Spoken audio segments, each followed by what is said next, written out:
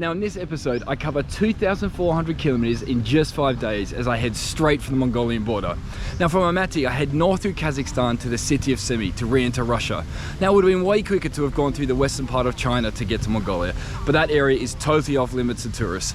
So Russia it was. And then from Banal, I head southeast, cutting through the stunning Altai mountains, and then pick up a few new friends from Hungary to cross into Mongolia with.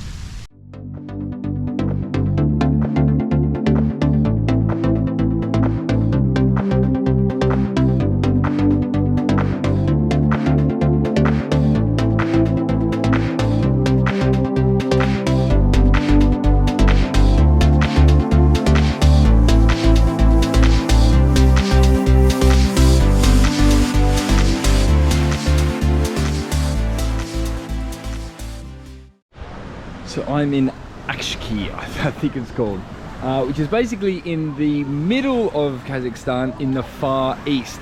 And it's like this very large lake. It's a nature reserve and it seems to be a very popular holiday destination. Not the best looking beach I've ever seen, but definitely very popular. It's hilarious.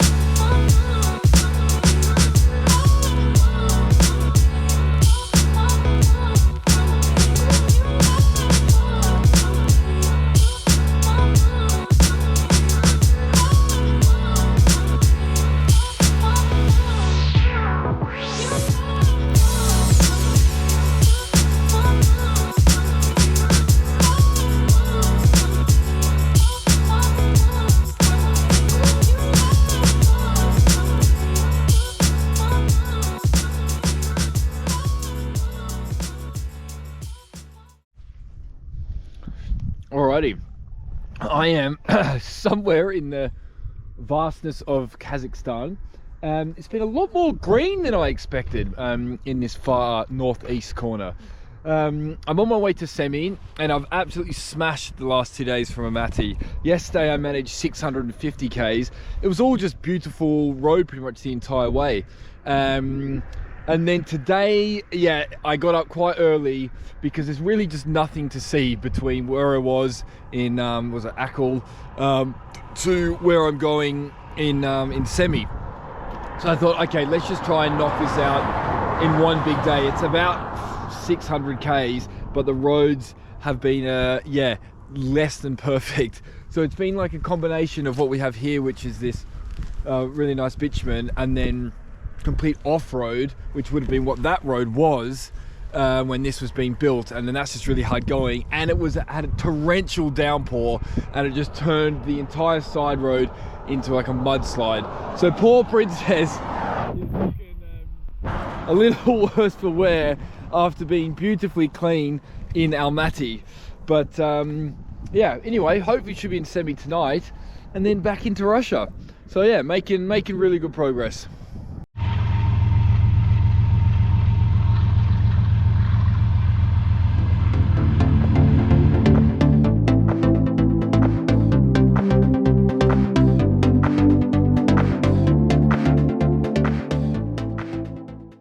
Now a bit of context for this next clip. At any tourist spot in these parts, a classic trick of the locals was to put a bracelet on your wrist, say it was free, then once it was tied on, ask for a tip. I'd wise up to this by this stage, but I didn't expect this next ploy. I've been haggled for another bracelet, and now he's decided to put it onto Princess. He thinks she needs a bit of bling, apparently. Happy birthday. Happy birthday. I wonder how much my birthday is going to cost. Oh gosh. So I'm here in Semey in far north Kazakhstan, and I've come to quite a somber place. The statue behind me is a memorial to commemorate 40 years of nuclear testing done just outside Semey, 150 kilometers. Now this statue is actually called Stronger Than Death, and the reason for that is a lot of the testing that they did was actually on humans to see the impact of the atomic weapon. Now, during that 40-year span, they estimate that there was 2,500 times the explosion of Hiroshima carried out in that period. There's a very large crater that remains as remnants for all of the testing. You can actually go and visit it. It's not really my version of sightseeing, but yeah, I think this is certainly quite a dark reminder of some of the Soviet Union era, and particularly the nuclear arms race and the Cold War itself.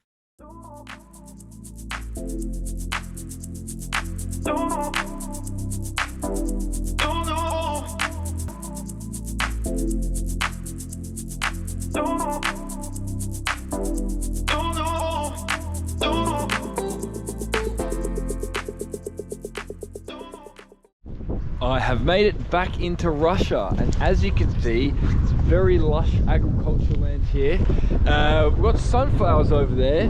I haven't really seen any sun since I've been here. In fact, it's been quite cold and rainy so far, and it's expected for the next 2 or 3 days. But anyway, it is what it is. Border crossing.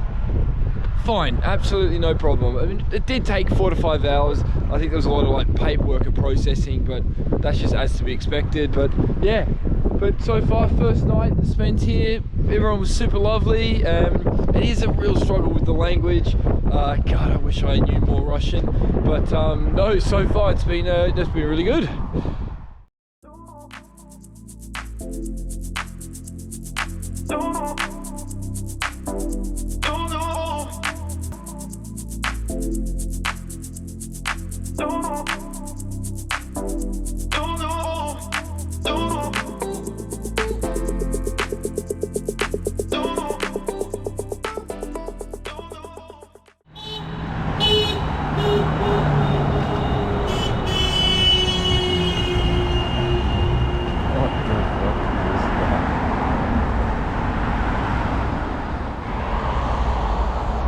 So a lovely German man who's just walking away. I met him last night at the hotel. He is currently driving across the world in that G-Wagon, so doing it in style. But he's just been to Mongolia, and I came down to the bite this morning, and he's just left me his leftover Mongolian money. So yeah, just like wedged it here in Princess. So yeah, super nice. He was saying like when he was a younger lad, he motorbiked in South America, and yeah, I could definitely relate to doing trips like this. So yeah, man, that was like super nice. So some more rainy clips coming up. The bad weather seemed to be following me for these few days. I also didn't expect to be so cold during the trip, given the time of year I was travelling. Now, due to being a tad short on time, I wasn't able to wait the weather out. But on the plus side, when it was raining, I wasn't missing out on any notable things to see, and it always seemed to clear when the scenery got interesting. I tell you what, this is a cracking spot. So I've just arrived in an area called the Altais, which is a mountainous region, and I spoke to a Russian actually in Kazakhstan that said this is his favorite place in the whole of Russia. Now, lucky for me, it happens to be on the road to Mongolia, so we're going to see some stunning scenery. That famous photo of Putin riding a bear, this honestly feels like the exact spot where he did it. I am waiting for a big grizzly to come bounding out from the woods with Putin on back. I tell you what, the Altais is a seriously popular holiday destination. Whitewater rafting and speedboats, loads of families on holidays here.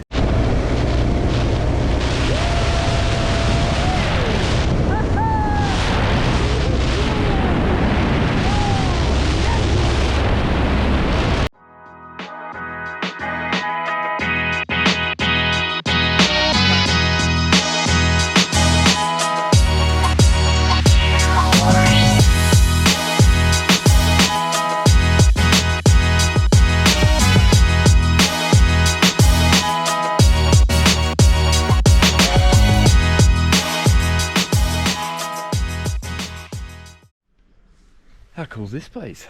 Little cabin in the woods, and the river just down there. Beautiful stuff. And what I've found is all the locals on all the different countries love protecting the motorbikes. They're always like, hide it around the corner. Now, today, about 300 kilometers is all I got to do, and it's meant to be all through the mountains, some beautiful lookouts, so I really hope the weather holds out, and I just want to be within striking distance of the Mongolia border tomorrow. Now, last night I had a wonderful experience. When you're out in like the countryside, or in the mountains, it's so much easier to engage with local people. There's just less distractions and things to do, so you just kind of end up talking. So like 3 lads here, and we just used Google Translate for like 2 or 3 hours last night. Now, at one stage, one of the guys who turned out to be a local policeman asked me, what do I think about Ukraine? I just responded with, look, it's a terrible situation. It's such a shame so many people are dying. And then he responded with, yes, it seems that the whole world is against Russia, EU, US, UK. And he said, and he just said, why are you here? Like, if, you know, what does your family think? And I just responded with, I think this is an issue with the politicians. It's the people are so friendly and lovely, and I'm sure the people would get along. And no one's been lovely to me, nothing but lovely to me since I've been in Russia. And he nodded. He said, "Yeah, completely agree." We shook hands and just had like a lovely evening from then. So it's just really interesting, like the perception of Russia, I think, is people running around punching each other in the face, drinking vodka. It's the complete opposite. People here are so lovely and friendly. Yeah, it's just a real shame what's going on. Now, they also were telling me about all the hunting and fishing they do in this area. And then I kind of was like, oh, like, where's a great area to like go visit, or like a mountain? And then they showed me a place about an hour away from here, and I was like, oh great, maybe I go tomorrow. And they said, no, you cannot go on your own, there's too many bears and wolves. I was like, okay. And they said, yeah, they're gonna go in a few days time on a hunting trip, but like they'll have cars and quite a few of them. So yeah, I'm gonna stick probably the main road in this region. But yeah, they hunt like deer, which I tried some of the deer they hunted last night, and they hunt wolves and all sorts of stuff. Their kind of little cabin that I was eating in was just surrounded by all kind of the prized animals. But yeah, seems like hunting is a really popular thing in this area.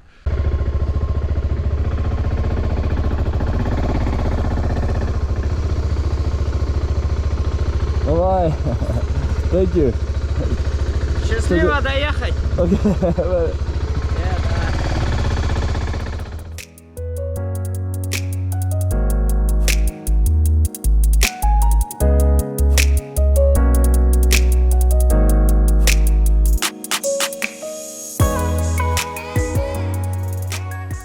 So as you can see from this footage, the Altai mountains were incredible.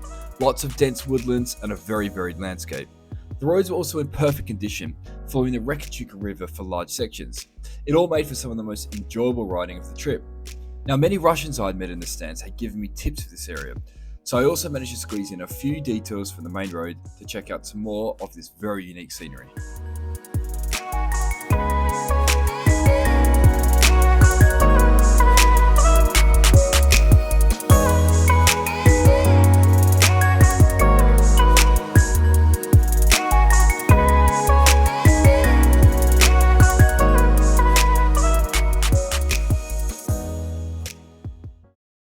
These lovely young lads, I've just exchanged, they wanted 20 US dollars. So they've given me the equivalent in rubles. And yeah, they also wanted a coin, but I didn't have any euro or US, so I gave them a Turkish instead.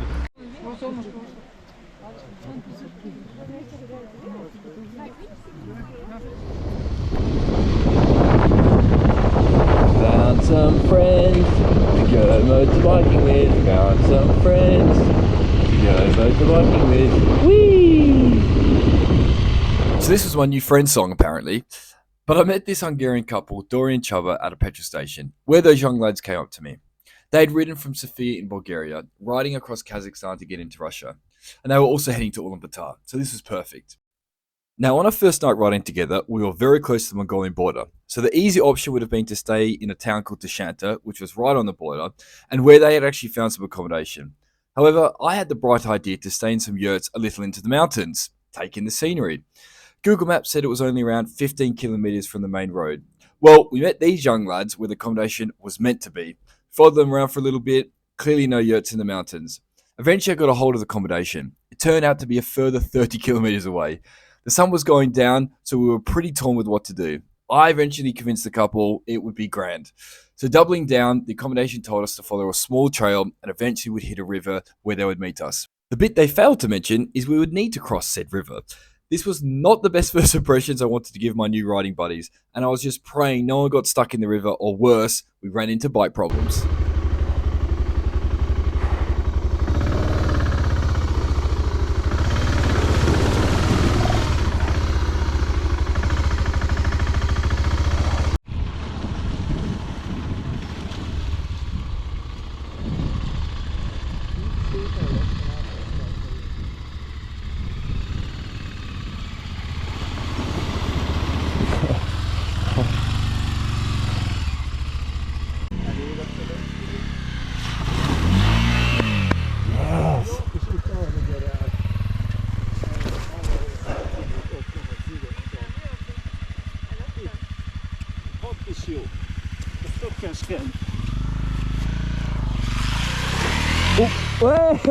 Yes! Well done!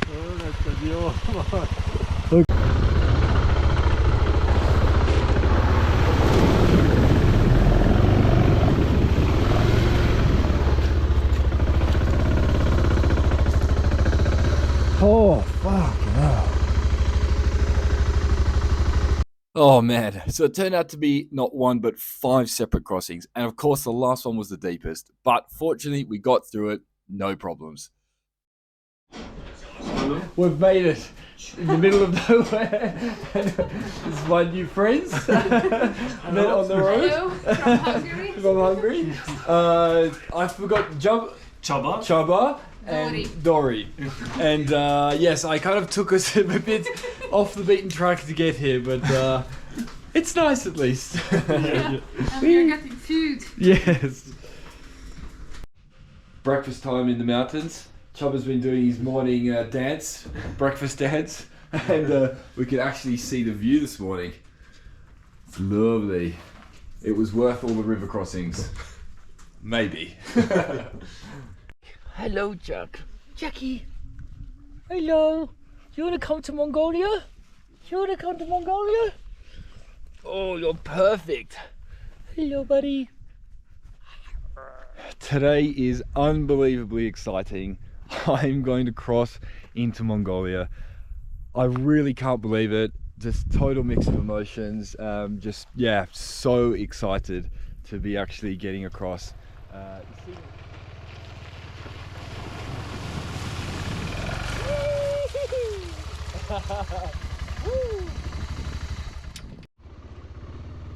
Now it is worth mentioning, Dory didn't really have any prior experience with river crossings, so she was pretty nervous in the morning, but she absolutely smashed it. And I found her to be hugely inspiring, doing this trip on her own bike and was the first female rider I'd encountered. Her father is also a known adventure rider in Hungary, so that might explain a few things, and he did a lot of trips in the 70s and 80s, when it was a lot harder back then. But their trip was only just beginning, as they had planned to head back on a similar route I had just taken, through Kyrgyzstan, the Pamir Highway, and then either through Turkmenistan or Afghanistan to ride south of the Caspian Sea, through Iran, back to Istanbul. Pretty crazy trip, right? And it's worth mentioning they had just got married. So this was actually their honeymoon. For me, I was just delighted to meet them and be riding alongside them. We are just heading to the border and I'm so excited. Dory's a little bit nervous. Yeah. Another border crossing, but let's get it on. Oh, I can't wait. Last one. So there you have it. I made it to the Mongolian border. Next week is the final episode of the series, so please stay tuned. And if you'd like to follow Dory and Chubba's trip, I have a link in the description.